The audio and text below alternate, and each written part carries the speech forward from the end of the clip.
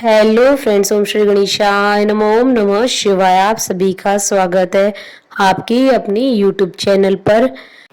Friends, आज हम आपको इस वीडियो में बताने जा रहे हैं साल 2025 के चैत्र मास की कृष्ण पक्ष की गुरु प्रदोष व्रत का शुभ मुहूर्त और मासिक शिवरात्रि का शुभ मुहूर्त, पूजा विधि, व्रत कथा, महत्व और उपायों के बारे में। फ्रेंड्स, वीडियो शुरू करने से पहले आपसे रिक्वेस्ट है, अगर आप हमारे चैनल पर नए हैं और आपने अभी तक चैनल को सब्सक्राइब नहीं किया है तो प्लीज़ सब्सक्राइब कीजिएगा चैनल को, साथ ही प्रेस कीजिएगा बेल आइकन को, जिससे नए वीडियो से रिलेटेड नोटिफिकेशन आपको तुरंत प्राप्त हो सके। और वीडियो पसंद आने पर वीडियो को लाइक और शेयर जरूर कीजिएगा ताकि सभी भक्तों को इस वीडियो का लाभ प्राप्त हो सके।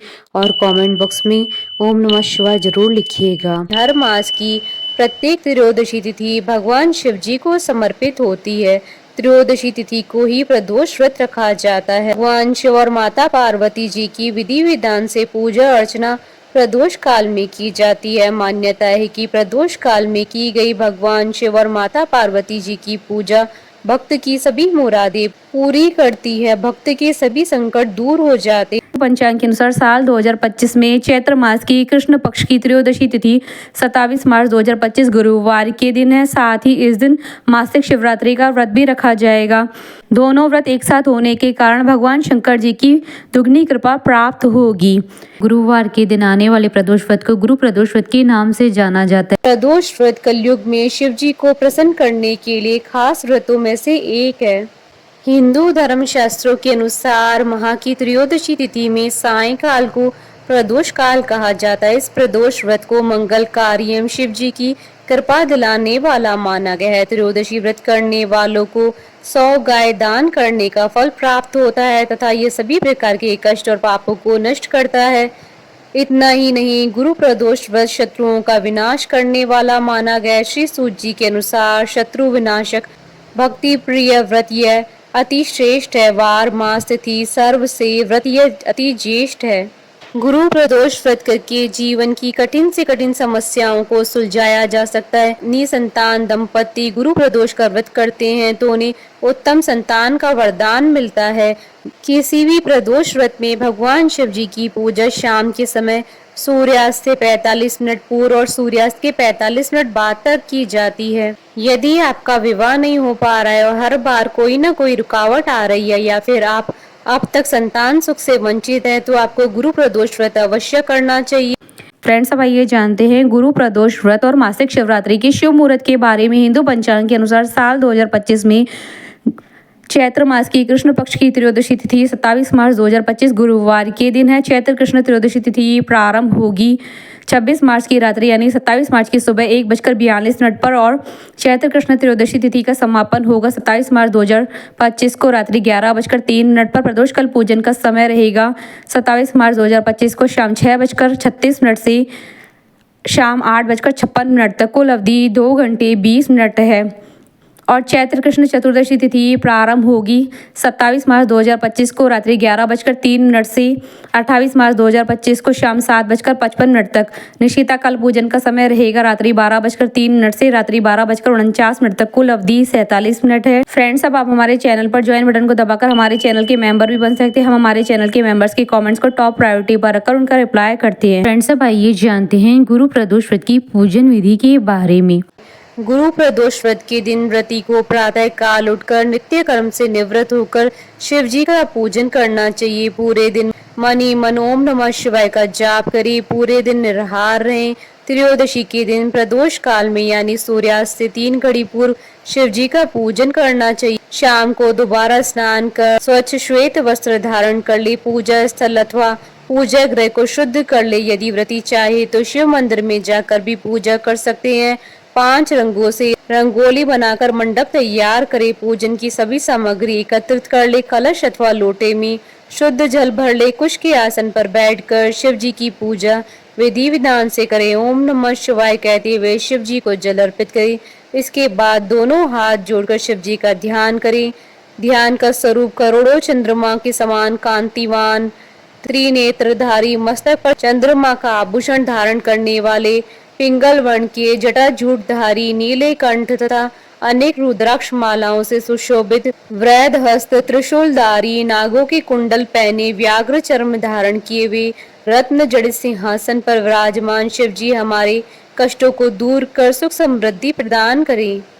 ध्यान के बाद गुरु प्रदोष व्रत की कथा सुने अथवा पढ़ें। कथा समाप्ति के बाद हवन सामग्री मिलाकर 11 या 21 या 108 बार ओम ह्रीम क्लीम नमः शिवाय स्वाहा मंत्र से आहुति दे। इसके बाद शिव जी की आरती करें, उपस्थित जनों को आरती दें, सभी को प्रसाद वितरित करके उसके बाद भोजन करें। भोजन में केवल मीठी सामग्रियों का ही उपयोग करें। फ्रेंड्स, अब आइए जानते हैं गुरु प्रदोष व्रत के दिन किए जाने वाले उपायों के बारे में।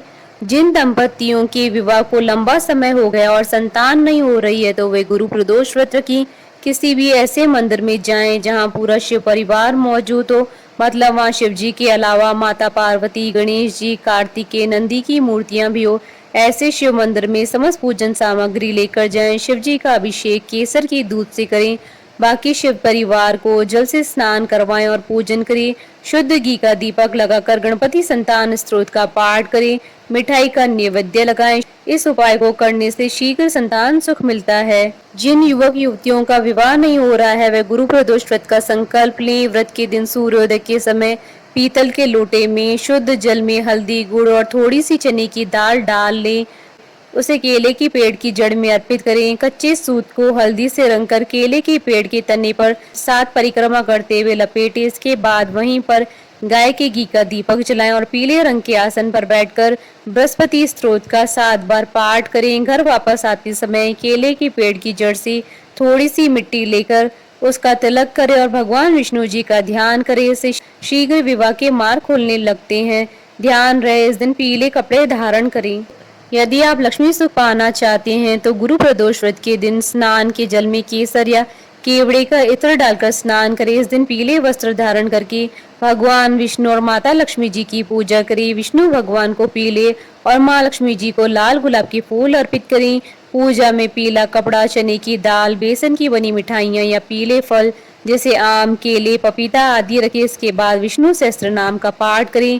फ्रेंड्स, अब आइए प्रारंभ करें गुरु प्रदोष व्रत की पौराणिक व्रत कथा। इस व्रत कथा के अनुसार एक बार इंद्र और वत्रासुर की सेना में घनघोर युद्ध हुआ। देवताओं ने दैत्य सेना को पराजित कर नष्ट भ्रष्ट कर डाला। यह देख वत्रासुर अत्यंत क्रोधित हो स्वयं युद्ध को उद्यत हुआ। आसुरी माया से उसने विकराल रूप धारण कर लिया। सभी देवता भयभीत हो गुरुदेव बृहस्पति की शरण में पहुंचे। बृहस्पति महाराज बोले, पहले मैं तुम्हें वृत्रासुर का वास्तविक परिचय दे दूं। वृत्रासुर बड़ा तपस्वी और कर्मनिष्ठ है। उसने गंधमादन पर्वत पर घोर तपस्या कर शिव जी को प्रसन्न किया है। पूर्व समय में वह चित्रत नाम का राजा था। एक बार वह अपने विमान से कैलाश पर्वत चला गया। वहां शिव जी के वाम अंग में माता पार्वती को विराजमान देख वह उपहास पूर्वक बोला, हे प्रभु, मोह माया में फंसे होने के कारण हम स्त्रियों के वशीभूत रहते हैं, किंतु देवलोक में ऐसा दृष्टिगोचर नहीं हुआ कि स्त्री आलिंगन बद्ध हो। सभा में बैठे चित्रत के वचन सुनकर सर्वव्यापी शिव शंकर हंसकर बोले, हे राजन, मेरा व्यवहारिक दृष्टिकोण पृथक है। मैंने मृत्युदाता कालकूट महाविष का पान किया है, फिर भी तुम साधारण जन की भांति मेरा उपवास उड़ाते हो। माता पार्वती क्रोधित हो चित्रत से संबोधित हुई, अरे दुष्ट, तूने सर्वव्यापी महेश्वर के साथ ही मेरा भी उपवास किया है, अतः मैं तुझे वह शिक्षा दूंगी कि तू फिर ऐसे संतों के उपहास का दुस्साहस नहीं करेगा। अब तू दैत्य स्वरूप धारण कर विमान से नीचे गिर, मैं तुझे शाप देती हूँ।